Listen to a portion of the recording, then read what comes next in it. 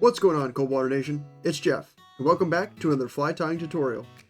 Today, I'll be showing you how I like to tie an extended body mayfly for our fly of the month for the month of June. Originally designed by fly tying and fly fishing legend Barry Clark, this larger representation and more realistic version of a mayfly can draw the attention of any fish in the clouds of mayflies that hatch during the months of May until early August. Without further ado, let's head over to the bench and get started on tying an extended body mayfly. Yeah. There he goes. Oh my god, look at that! Look at that toe! The squirmy worm is an effective and very deadly fly.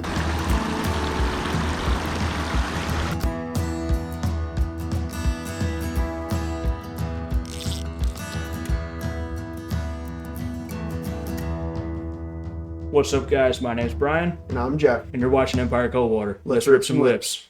This video is brought to you in part by Upstate Excursions and by Black Dog Outdoor Sports. I will start by putting a thin sewing needle into my vise before trimming and stacking a clump of elk hair. Then, with the tips of the elk hair aligned with the point of the needle, I will take a hold of my 8/0 red thread in the same pinch as the elk hair and start taking wraps of thread until all of the elk hair is bound down to the needle before taking wraps towards the tip of the needle to complete the profile of the extended body. Then I will take wraps to position my thread towards the back of the extended body before grabbing 3 black moose hair fibers and getting their tips aligned.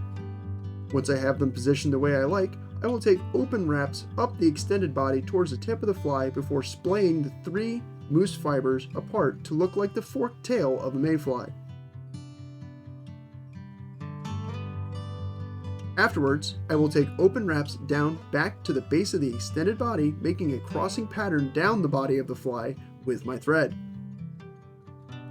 Next, I will take my whip finishing tool and make a whip finish at the base of my extended body before snipping away my thread.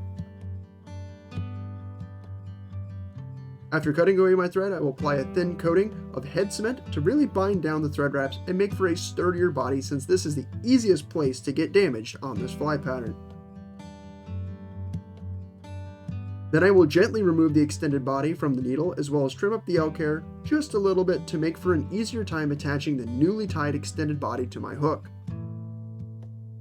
Now I will remove the needle and replace it with a size 12 scud hook before starting my thread wraps behind the eye of the hook and taking wraps about halfway down the shank of the hook before snipping off the tag end of my thread. Now I will take the extended body I tied earlier and line up the exposed elk hair fibers behind the eye of the hook before taking wraps of thread up to the eye of the hook to securely bind down the extended body to the shank. Afterwards, I will wrap my thread down to the base of the extended body before reaching for a pinch of my rust-colored dry fly dubbing to make a small dubbing noodle on my thread. Then I will take wraps with the dubbing noodle under the extended body of the fly as well as around the first half of the body. Once the dubbing is wrapped into the body of the fly, I will grab a long, yellow wood duck feather to tie in to create the wings of the fly. To start the process of creating the wings, I will put as much of the fibers of the feather as I can towards the thicker part of the stem of the feather just to expose the tip of the feather before taking a couple loose wraps around the exposed stem of the feather before gently pulling the feather by its tip through the loose wraps towards the eye of the hook. I will continue to pull the feather until I get a wing size that is proportional to the overall size of the fly, including the length of the extended body. Once the wing is sized appropriately, I'll take a few tight wraps to secure the wing in place before taking a pinch of fibers from one side of the tip of the feather and gently pulling on them to separate out one wing from the feather. Then I will repeat that process on the other side of the feather, creating the second wing. Usually I would have to snip away the remaining stem with my scissors, but this time the stem of the feather was left so thin that it broke away, which can happen from time to time. Don't worry though, it really won't affect the fly or how well it fishes. Now that I have my wings for the fly, I will take wraps of thread until my thread is directly behind the wings before folding the wings back and taking wraps of thread in front of the wings to help prop them up into a vertical position. Then I will snip away the excess wood duck feather that was not used to make the wings of this fly.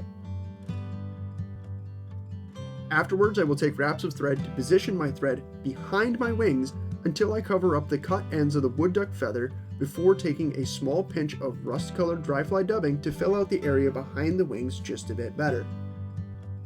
With the wings and the body all set, I'll take a grizzly-colored whiting hackle feather in size 14 when measured on a hackle gauge, or in this case, the fibers of the feather should be roughly a hook gap in length when the feather is gently bent next to the hook, and strip about 1/8 inch of the fibers off the end of the feather before tying the stripped end of the whiting hackle feather onto my fly with a few tight wraps. Then I will continue to wrap my thread up the shank of the fly, leaving it positioned about a hook eye's length behind the eye of the hook before taking my hackle feather and making 3 clockwise wraps behind the wings, as well as 3 clockwise wraps in front of the wings before taking a few wraps of thread to hold the hackle in place.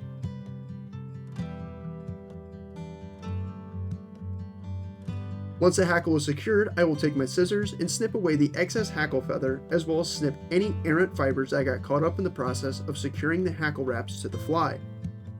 Now I will grab my whip finishing tool and put a 4 to 5 turn whip finish on the head of the fly before snipping away my thread.